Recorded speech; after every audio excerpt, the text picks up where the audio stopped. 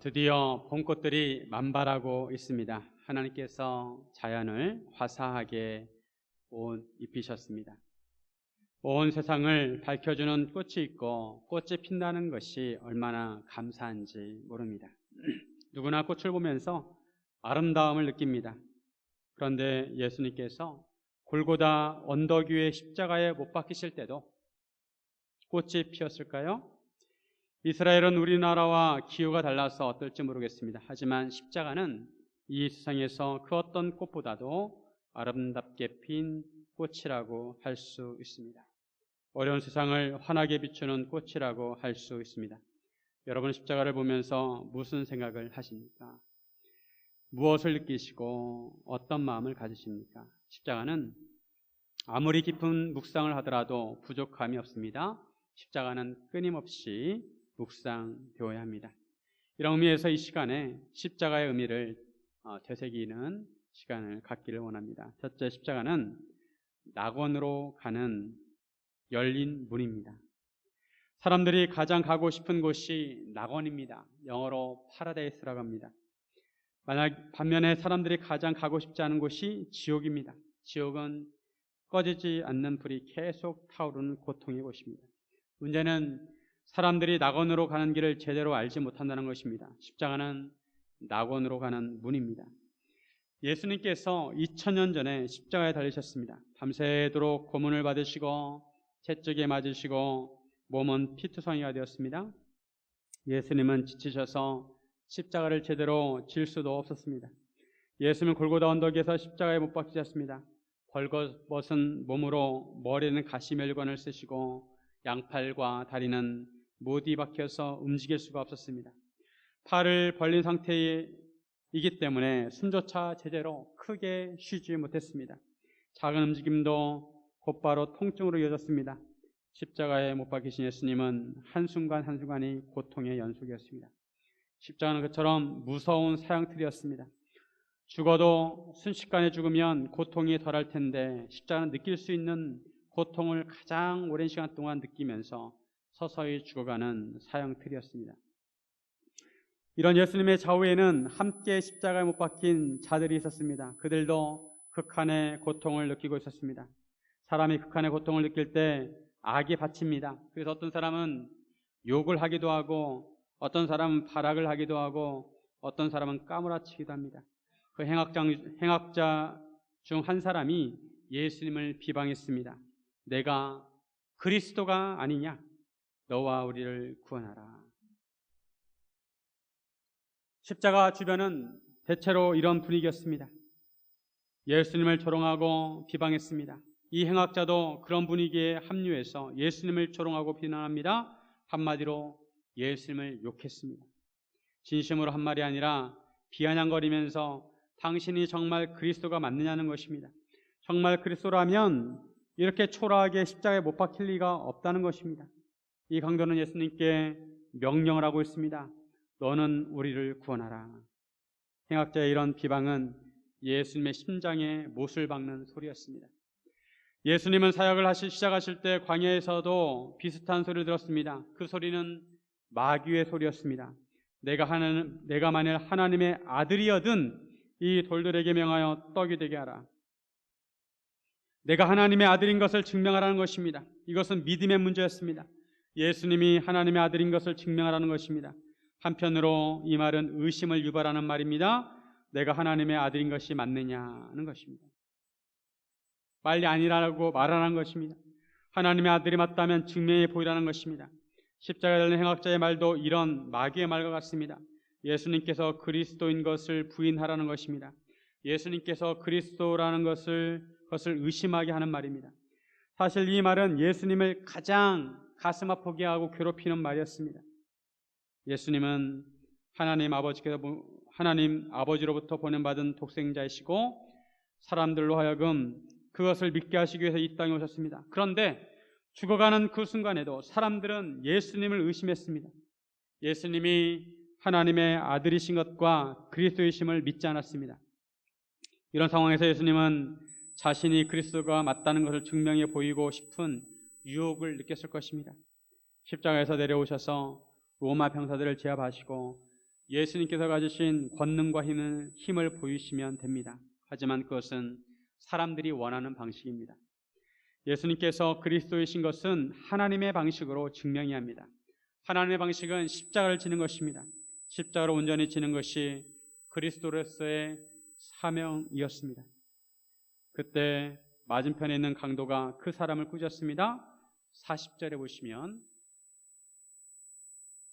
40절 말씀, 하나는 그 사람을 꾸짖어 이르되 내가 동일한 정죄를 받고서도 하나님을 두려워하지 아니하느냐. 자기들은 자기들이 행한 죄에 대해 합당한 보응을 받고 있다는 것입니다. 이것은 당연한 것입니다. 오늘 본문에 이들을 행악자라고 하는데 이들은 로마의 반역을 일으킨 자들이었는지 아니면 실제로 강도짓을 했는지 알 수 없습니다. 어쨌든 그들은 십자가형을 언도받을 정도로 흉악한 죄를 지었습니다. 그러면 자기가 지은 죄값을 받으면서 죄를 뉘우치고 하나님을 두려워해야 한다는 것입니다. 하지만 이 사람이 행한 것은 옳지 않은 것이 없다고 합니다. 예수님은 죄가 없으신데 십자가에 못 박히셨다는 것입니다. 그러면서 이 강도는 예수님께 자신을 부탁합니다. 42절, 이르되 예수여 당신의 나라에 임하실 때 나를 기억하소서 하니. 여러분이 이 강도에 처지했다면 여러분 예수님께 부탁을 하실 수 있겠습니까? 지금 같이 십자가에 못 박힌 상태이고 같이 죽어가고 있습니다. 오히려 예수님의 모습은 더 초췌했습니다. 예수님은 밤새도록 맞았습니다. 그런 예수님을 보면서 자신을 위탁합니다. 예수님, 당신의 나라가 임하실 때 나를 기억하소서. 이 강도가 이렇게 예수님께 자신을 의탁하는 것은 대단한 믿음이라고 할 수가 있습니다. 예수님께서 십자가에서 죽어가는 마당에 그 누구도 예수님에 대한 믿음을 고백하지 않았습니다. 하지만 이 강도는 믿음이 있었습니다. 이 강도는 죽음의 문턱에 있는 예수님에 대한 믿음을 고백했습니다. 당신의 나라가 임하실 때 나를 기억하소서. 이때 예수님께서 말씀하시기를 내가 진실로 내게 이르노니 오늘 내가 나와 함께 낙원에 있으리라. 내가 참말로 말하는데 오늘 내가 나와 함께 낙원에 있으리라. 예수님께서 만약 그리스도가 아니면서 이런 말씀을 하셨다면 죄송하지만 최대의 사기꾼입니다. 최대의 거짓말쟁이입니다. 낙원에 있을 것이라고 말씀하신 것은 그를 낙원에 데려갈 수 있는 권한이 있다는 것입니다. 또한 예수님의 이 말씀은 예수님께서 그날 돌아가실 것과 그 강도도 죽을 것을 미리 아신 말씀입니다. 십자가에 달린 사람은 서서히 죽기 때문에 일주일 후에 죽는 사람도 있었습니다. 이 강도는 어떤 삶을 살아왔는지 모릅니다. 십자가에 달릴 정도로 험악한 삶을 살았습니다. 그런데 마지막 순간에 그는 예수님에게 믿음의 고백을 함으로 낙원에 가게 되었습니다. 그는 예수님을 믿음으로 천국에 가게 되었습니다. 우리가 천국에 갈 수 있는 것은 바로 예수님에 대한 믿음입니다.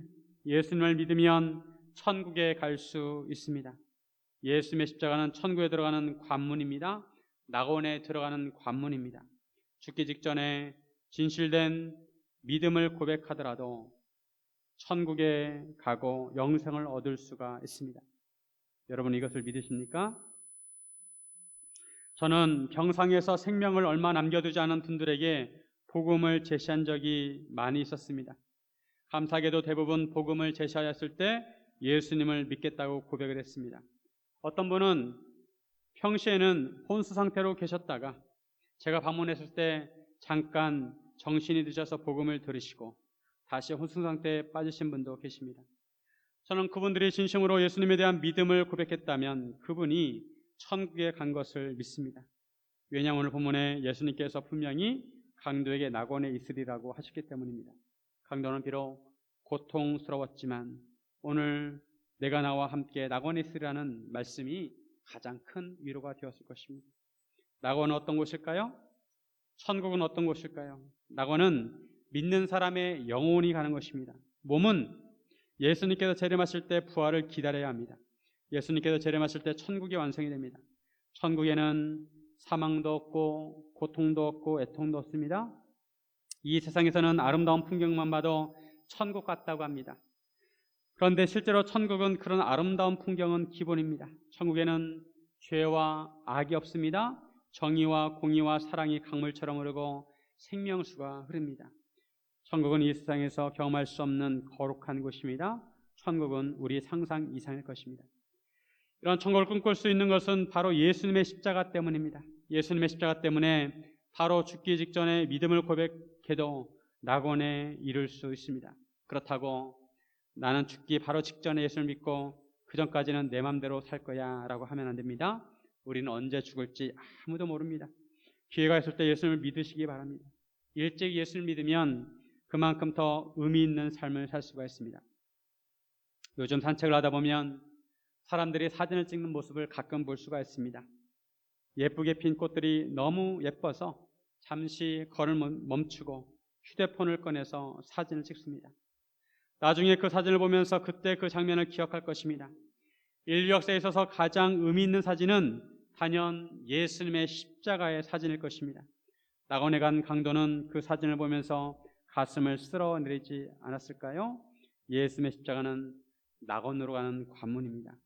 사랑하는 성도 여러분, 예수님의 십자가를 바라보며 천국을 소망하시기를 주님의 이름으로 축원드립니다. 둘째, 십자가는 하나님을 바라볼 수 있는 창문입니다. 십자가는 죄 있는 우리가 거룩하신 하나님 앞에 나갈 수 있게 합니다. 산소호흡기는 숨을 쉴 수 없는 사람에게 숨을 쉴 수 있게 해줍니다. 그것처럼 십자가는 영적으로 호흡할 수 없는 우리에게 영적인 생명력을 불어넣어 영적으로 살 수 있게 합니다. 영원한 죽음을 맞이할 죄인인 우리를 거룩하신 하나님 보좌 앞에 나아갈 수 있게 합니다. 죄의 허물로 더럽혀진 우리를 주님의 보혈로 깨끗하게 씻어서 정결한 몸으로 하나님께 나아갈 수 있게 합니다. 때가 제6시쯤 되었습니다. 오늘날 시간으로 낮 정오가 되었습니다. 그런데 그 시간에 해가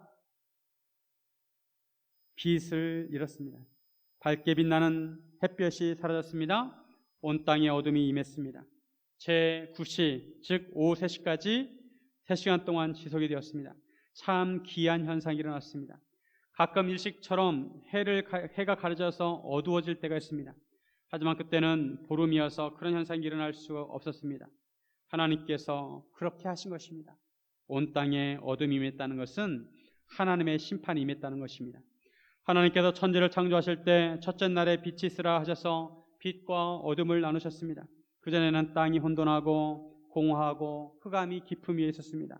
그런 상태에 하나님께서 빛이 있으라 말씀하심으로 빛이 생겼습니다. 그런데 예수님께서 십자가에 달리셨을 때 하나님께서는 그 빛을 가리셨습니다. 세상을 다시 어둡게 하셨습니다. 또한 성소의 휘장이 한가운데가 찢어졌습니다. 이것은 두 가지를 의미합니다. 휘장이 찢어진 것은 하나님의 심판이 임했다는 것입니다.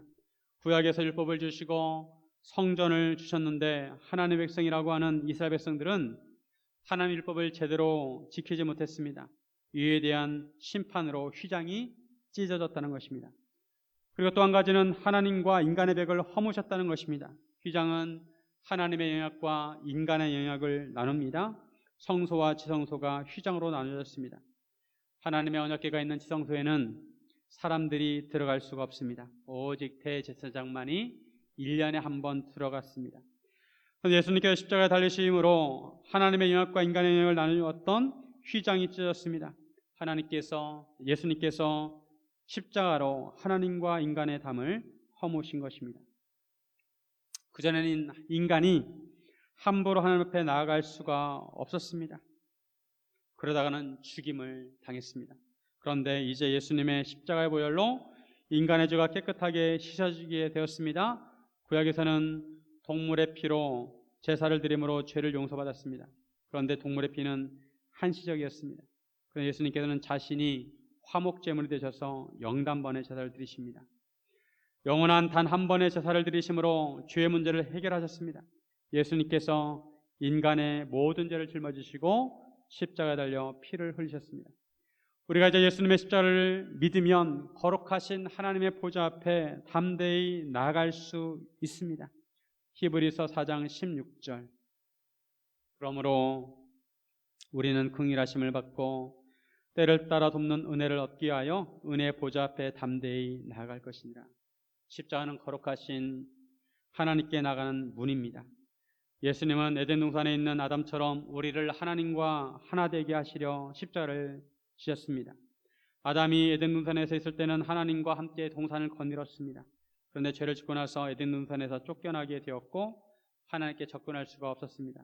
그런데 십자가가 다시 인간으로 하여금 하나님께 나아갈 수 있도록 하였습니다. 사실 예수님께서 돌아가신 것은 기가 막힌 일입니다. 영원하신 하나님이 죽으신 것입니다. 예수님은 참 하나님이시고 참 사람이신데 인간을 죄로부터 구원하시기 위해서 사람의 대표로서 십자가 위에서 하나님의 심판을 받아야 했습니다. 우리가 받아야 할 형벌을 예수님께서 대신 받으신 것입니다. 예수님이 십자가 위에서 육체적인 고통과 정신적인 고통을 받으셨지만 가장 큰 고통은 영적인 고통이었습니다. 사랑하는 아버지로부터 버림을 받으셔야 했습니다. 그럼에도 예수님은 마지막 순간에 자신을 하나님께 의탁합니다. 아버지, 내 영혼을 아버지 손에 부탁하나이다 라고 말씀하시고 숨을 거두셨습니다. 예수님께서는 죽음을 당하신 것이 아니라 스스로 생명을 내어놓으신 것입니다. 이 말씀은 시편 31편 5절을 성취하신 것입니다. 예수님은 자신을 마지막까지 비난하고 비방하는 인간들을 위해서 죽으셨습니다.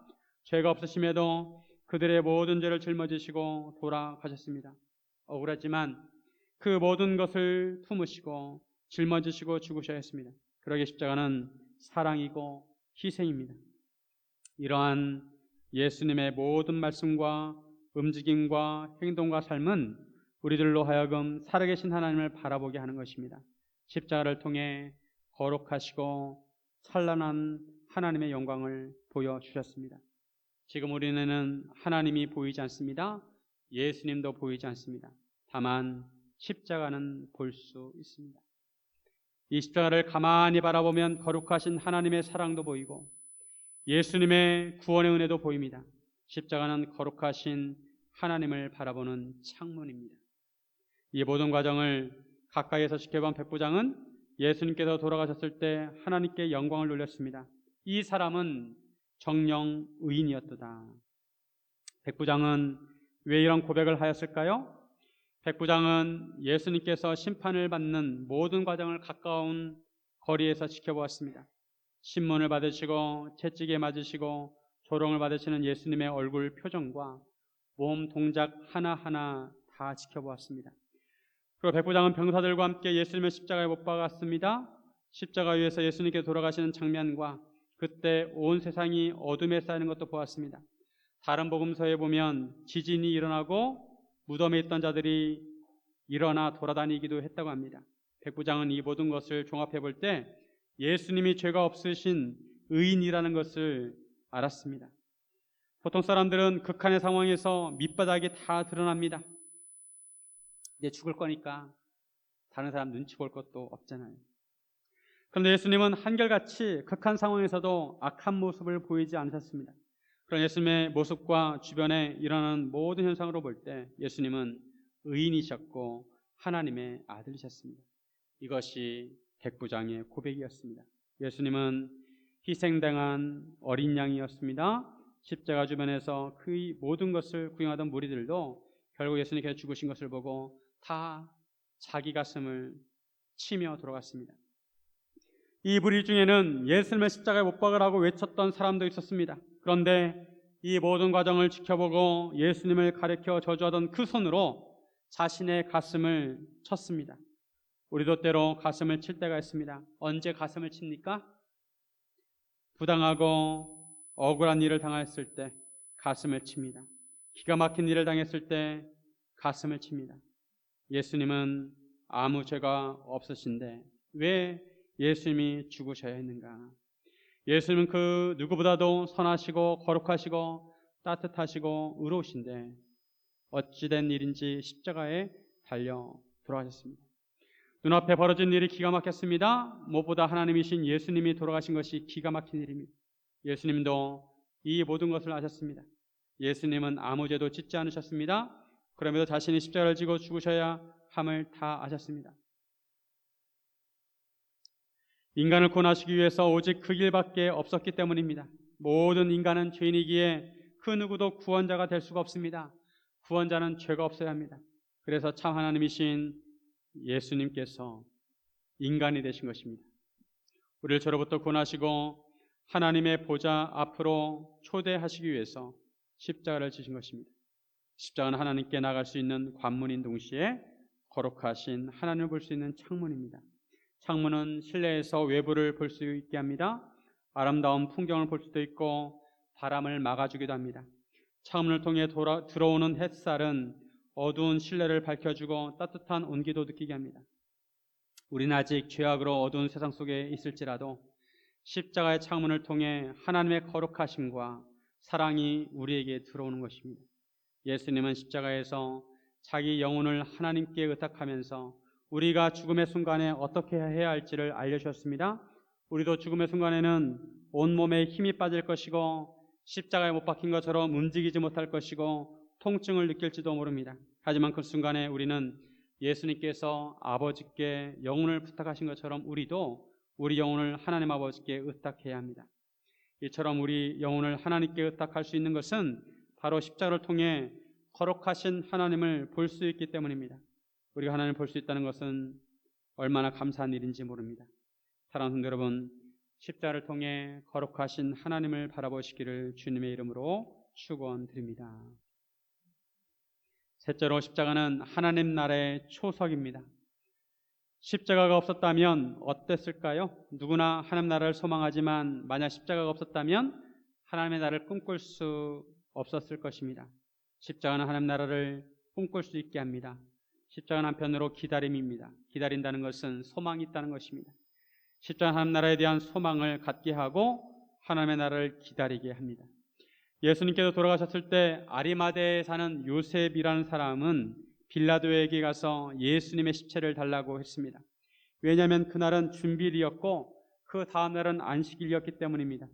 이스라엘은 하루의 시작이 해가 지면서 시작이 되기 때문에 이제 몇 시간만 있으면 안식일이 시작이 됩니다. 안식일이 시작되면 시체를 거둘 수가 없습니다. 그런데 율법에 따르면 시체를 그대로 놔둬서는 안 됩니다. 신명기 21장 22절 23절에 보시면 사람이 만일 죽을 죄를 범함으로 내가 그를 죽여 나무 위에 달거든 그 시체를 나무 위에 밤새도록 두지 말고 그날에 장사하여 내 하나님 여호와께서 내게 기업으로 주시는 땅을 더럽히지 말라. 나무에 달린 자는 하나님께 저주를 받았음이니라.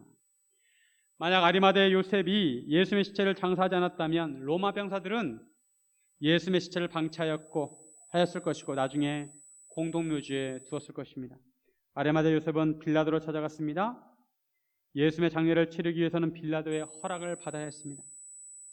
빌라도는 유대인의 협박으로 예수님을 넘겨주었기 때문에 유대인들에게 화가 나 있었습니다. 그럼에도 아리마대 요셉은 빌라도를 찾아가 예수님의 시체를 요구했습니다.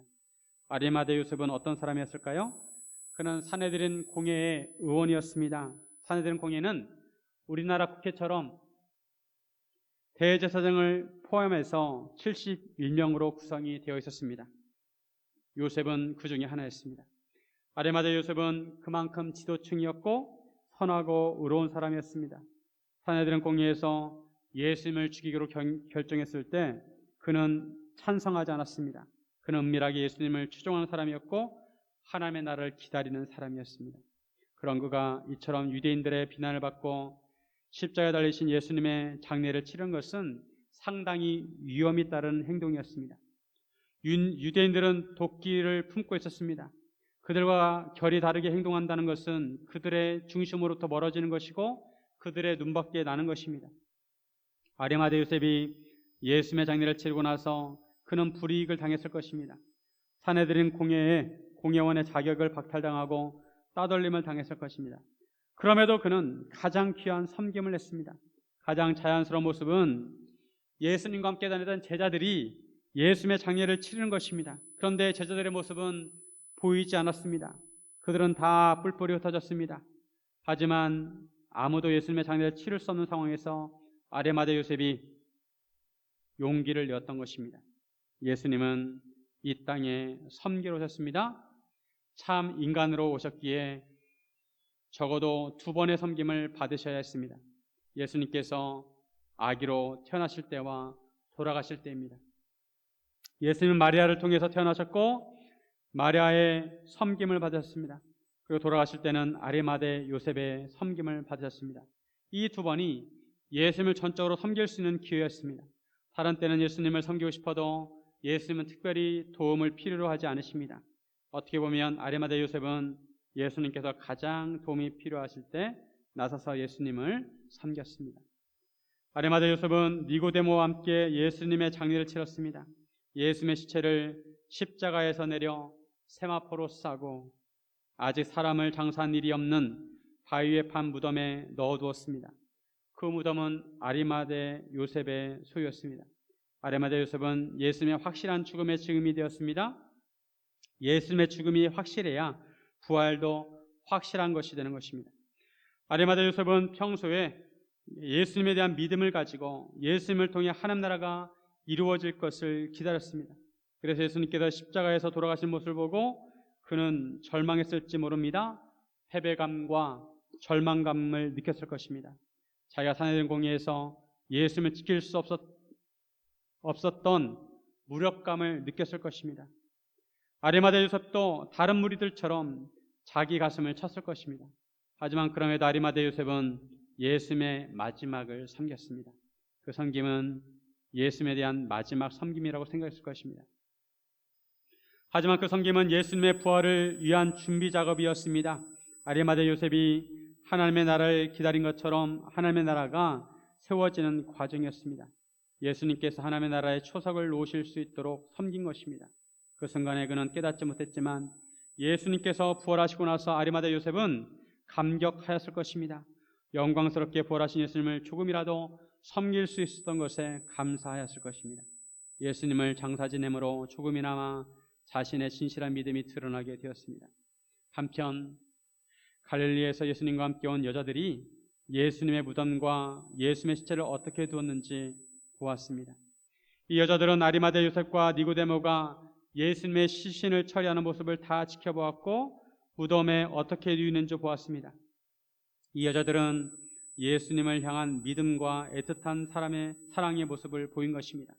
그리고 이들은 돌이켜 향품과 향유를 준비했습니다. 바로 안식일이었기 때문에 안식일이 지나고 어떻게 해서든지 예수님을 섬기고자 했습니다. 이런 과정에서 여인들은 부활의 주님을 만나게 되었습니다. 아리마대 요셉과 여인들은 비록 그 순간에 비극적인 일로 절망을 느꼈지만 그럼에도 그들이 할 수 있는 일을 믿음으로 했습니다. 그들의 믿음의 섬김이 예수님의 부활을 예비하였습니다. 오늘날도 부활의 예수님이 우리 눈에 안 보일지라도 이런 믿음의 섬김과 헌신이 필요합니다. 가장 절망적인 순간에 이들은 어떻게 해야 할지를 보여주고 있습니다. 그들은 그들이 할 수 있는 최선을 다해서 주님을 섬겼습니다. 일이 내 기대대로 되지 않을지라도 그들은 믿음으로 섬겼습니다. 문제는 지금도 많은 사람들이 십자가를 바라보며 마음속으로 예수님을 십자가에 못 박는다는 것입니다. 예수님은 그리스도가 아니라고 구원자가 아니라고 하면서 예수님을 십자가에 못 박으라고 많은 사람들이 외치고 있습니다. 십자가 주변에서 예수님을 의인이라고 믿는 사람과 그렇지 않은 사람들이 나누어진 것처럼 지금도 예수님의 십자가를 바라보면서 사람들이 나누어집니다. 예수님의 십자가를 믿는 사람과 그렇지 않은 사람들로 나누어집니다. 예수님의 십자가를 바라보면서 하나님의 나라를 기다리는 사람들과 그렇지 않은 사람들로 나뉘어집니다. 우리는 십자가를 바라보며 무슨 생각을 해야 할까요? 십자가를 바라보며 어떤 마음을 가져야 할까요? 우리는 십자가를 바라보며 강도처럼 천국을 소망하고 거룩하신 하나님을 바라보고 하나님의 나라가 완성되기를 기다려야 합니다. 예수님은 부활하시고 나서 부활의 몸을 아무에게나 나타내지 않으셨습니다. 예수 믿는 제자들에게 보이셨습니다. 세상 사람들이 예수님에 대해서 기억하는 마지막 장면은 십자가에 달리신 모습과 무덤에 묻힌 예수님입니다. 그 무덤이 비었는데도 부활하신 예수님이 보이지 않기에 세상 사람들은 여전히 예수님께서 죽었다고 생각합니다. 하지만 부활하신 예수님은 십자가를 통해 이 땅에 교회를 세우셨습니다. 그리고 제자들에게 하나님 나라에서 말씀하셨습니다. 그리고 제자들로 하여금 부활하신 예수님의 증인이 되라고 하셨습니다. 예수님은 십자가로 하나님의 나라의 초석을 놓으시고 제자들에게 복음을 땅끝까지 전해서 하나님의 나라를 확장하라고 하셨습니다. 지금까지 제자들은 예수님의 복음을 전하고 지금도 계속 복음이 전파되고 있습니다. 복음이 전해지는 곳마다 십자가가 세워지고 있습니다. 십자가는 하나님의 나라가 임하는 표시입니다. 혹시 최근에 가슴을 칠 정도로 힘든 일이 있었습니까? 주님의 십자가를 바라보시길 바랍니다.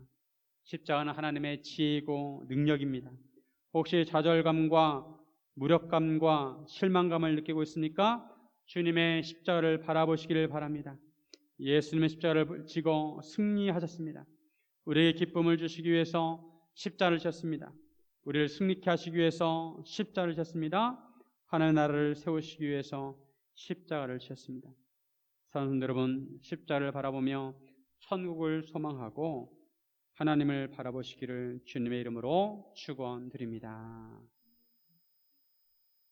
우리 함께 기도하겠습니다.